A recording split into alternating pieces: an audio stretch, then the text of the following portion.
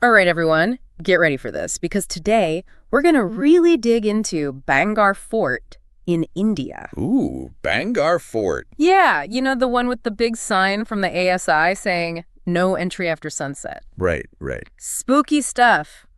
We've got all sorts of sources for this one: historical records, architectural plans, and of course, All those creepy legends. yeah, Can't forget those. yeah, all those chilling legends.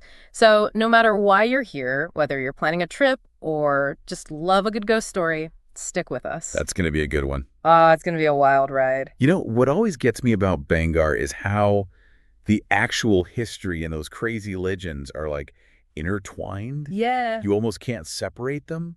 It's as if they've kind of become the same thing over time. it really is. Like the legends themselves are part of the architecture. Like they actually shape how you experience the place. Totally.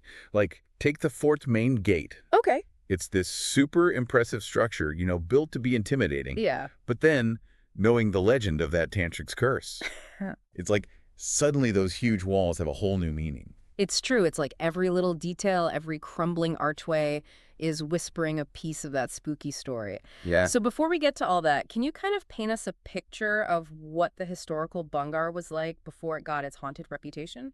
All right, so picture this. It's the 16th century, and we've got Maharaja Madho Singh Ice, a powerful ruler connected to the Mughal Emperor Akbar himself. Wow. He decides to build this incredible fort. But we're not just talking about some military outpost. Okay.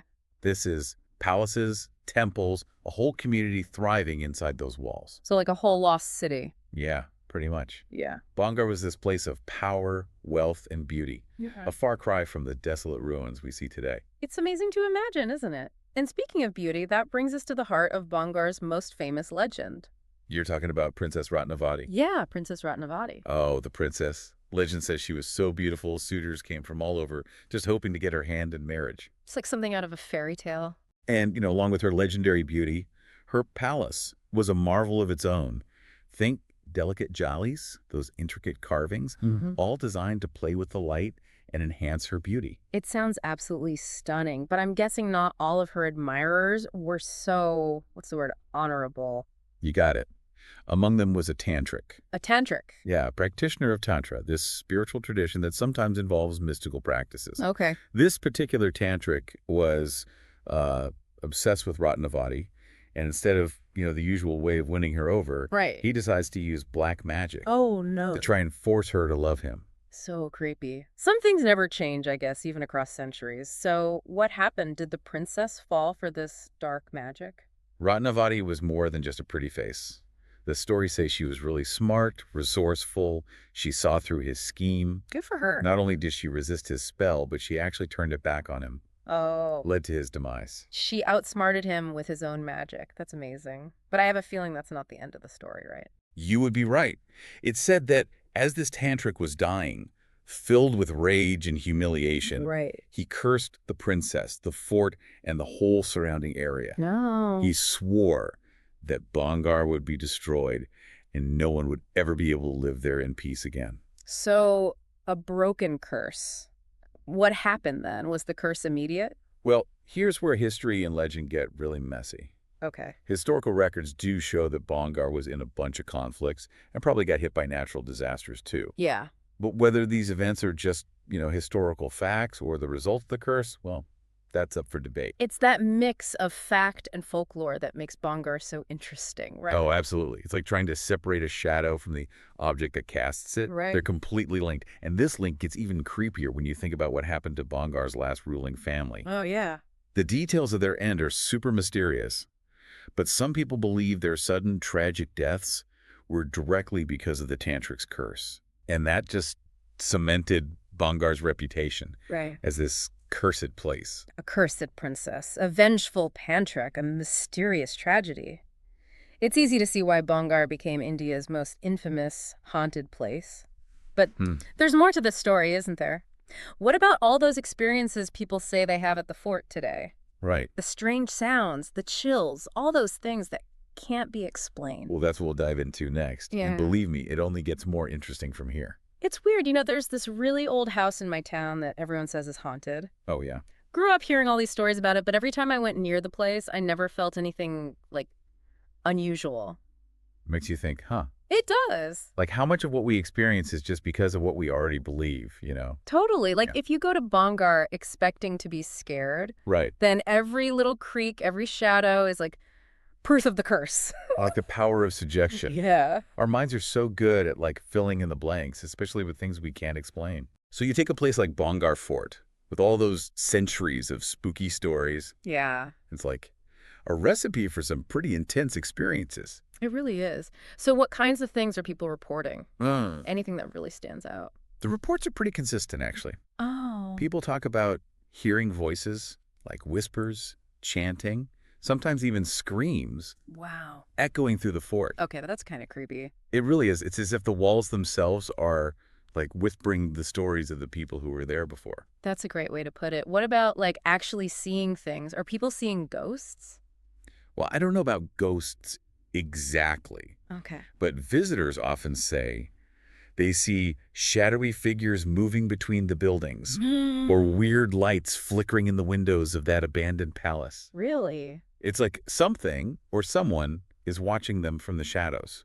I think I'd stick to daylight hours if I went. Probably a good idea. But it's not just the sights and sounds, is it? People talk about a feeling, like the whole atmosphere changes when they're at Bongar. Yeah, you're right. There are tons of accounts of sudden temperature drops, you know, Yeah. or a feeling of being watched, an overall sense of unease. Right. It's a full-on sensory experience. It goes beyond just seeing or hearing something strange. It's interesting how a lot of these experiences are tied to feelings rather than like solid evidence. Like, Yeah. how do you prove a sudden chill? Or a feeling of unease. It reminds me of those ghost hatching shows where they use all those gadgets, the EMF readers, the temperature gauges. Yeah. Are they actually measuring paranormal activity or just, the natural changes that happen in an old crumbling building? It's a really good question. Mm. And it gets at the core of what makes Bongar so interesting. You know, we have all these historical facts, architectural records, Right. and then these super personal, subjective experiences that are almost impossible to measure. It's that ambiguity, that blurring of fact and legend that keeps us coming back for more. It really does. Like, we want to believe, but Yeah. we also want a logical explanation. It's such a human thing, right? We're drawn to the unknown, to the unexplained. It's true. But Bongar's more than just ghost stories, though, right? It's Yeah. also a place of incredible artistry and architecture. Absolutely. Yeah. It's easy to get caught up in the spooky stuff and forget that Bongar was a thriving city, Yeah. a real showcase of craftsmanship and culture. Imagine walking through those huge gateways Yeah. or seeing the intricate carvings on the temples and palaces. Even in ruins, Bongar must be a real masterpiece. It is. The way they use that local sandstone, Yeah. how the buildings blend with the landscape, the light and shadow in the courtyards. Wow. It's really breathtaking. Do you think the beauty of the place kind of makes it even eerier? Like the grandeur and the decay together, it's almost unsettling. Totally. And it adds another layer to the whole mystery. Right. Are these things people experience like echoes of past tragedies? Yeah. Or maybe some weird geological thing? Or is it really the curse of that tantric? Bongar doesn't give you easy answers. That's for sure. And that's probably why it still fascinates us. I think you're right. It's a place that challenges how we see things, Yeah. makes us question what we think is true. And even if you don't believe in ghosts, you can't deny the power of the stories, No, you can't. the way they've shaped how we think about this place for centuries. It's a reminder that history isn't just dates and facts. Right. It's about the stories we tell, the myths we create, how those stories change our understanding of the world. Bongar is a perfect example of that. Absolutely. It's this place where the past and present meet, Yeah. where history whispers secrets, Yeah. and the line between reality and imagination gets all blurry. And for the people who actually visit, Right. let's just say it's an experience they won't forget. Especially after sunset, Oh, when the shadows get longer yeah. and the legends, well, it's like they come alive. Which brings us back to that sign, no entry after sunset. Right. It's more than just a warning, isn't it? It's like an invitation, It is, yeah. a dare to test your beliefs and experience Bongar at its most mysterious. And for some people, well, that invitation is too much to resist. Okay, so we've covered a lot of ground here. The legends, the history, the architecture, and all those weird experiences people talk about at Bongar. Yeah, we've been through it all. But for some reason, I keep coming back to that no entry after sunset sign. I know, right? Mm. It's hard to ignore. It's like they're officially acknowledging that the fort is haunted. It really is. It's not often you see, like, a government agency basically endorse the supernatural. I know, right? I think it shows how much power Bhangar has over people's imaginations, even today, you know? It does. It adds this whole other layer of intrigue to the place. Some people might say it's just a way to keep people safe. Right. Keep them out of a dangerous ruin at night. Exactly, but there's just something about that sign that feels, I don't know, more symbolic. Yeah. Yeah, I get that. Like they're saying, we can't explain it, but we're not going to deny it either. Right. It's like this weird mix of logic and, well, the opposite of logic. It's fascinating. Okay, so let's go with that not so logical side for a second. If we were going full-on ghost hunter mode, Okay. what are some of the most interesting, I guess, evidence or at least stories that make people think Bhangar really is haunted? Well, there are tons of stories passed down over generations about people experiencing strange stuff inside the fort. Yeah. Some are just quick glimpses, like a shadow moving out of the corner of your eye, Uh-huh. or a sudden chill you can't explain. The kind of things that make you wonder if you're imagining things. Yeah, exactly. But then there are stories that are more, I guess you could say, solid. What do you mean? Like locals talk about hearing music coming from the temples at night when no one's supposed to be there, No way. or seeing figures dressed in old royal clothes wandering around. Really? And there are even stories of people feeling like someone is touching them, like a hand brushing past them. That's freaky. Or feeling this pressure on their chest, making it hard to breathe. Wow, that goes beyond spooky. That's getting scary. It is pretty intense. But of course, you always have to wonder how much of it is exaggeration. Right, like stories changing over time. Exactly, getting more dramatic with each retelling. But what's interesting is that even people who don't believe in ghosts, Ah, they often say they feel uneasy at Bhangar, like something isn't right. it's true. They might not see a ghost or hear anything crazy, Yeah. but they leave feeling like the place is, I don't know, charged somehow. Almost like all the stories, all the emotions are soaked into the stones. I like that, yeah. You mentioned earlier about the fort's location maybe playing a part. Right. Are there any, scientific theories that could explain some of these feelings people have? That's a good question. There are a few interesting ones out there. Like what? Well, some people believe that certain rock formations, geological stuff, can create electromagnetic fields. And those fields can affect our brains, maybe even cause hallucinations. So, not ghosts, but like the earth messing with our minds. It's a possibility. Oh. There's also infrasound, which is sound we can't hear, but it can still affect us physically and emotionally. Really? Yeah, some studies show that infrasound can make you feel uneasy, anxious, even give you hallucinations. So it's like our bodies are sensing something our brains don't quite get. Exactly.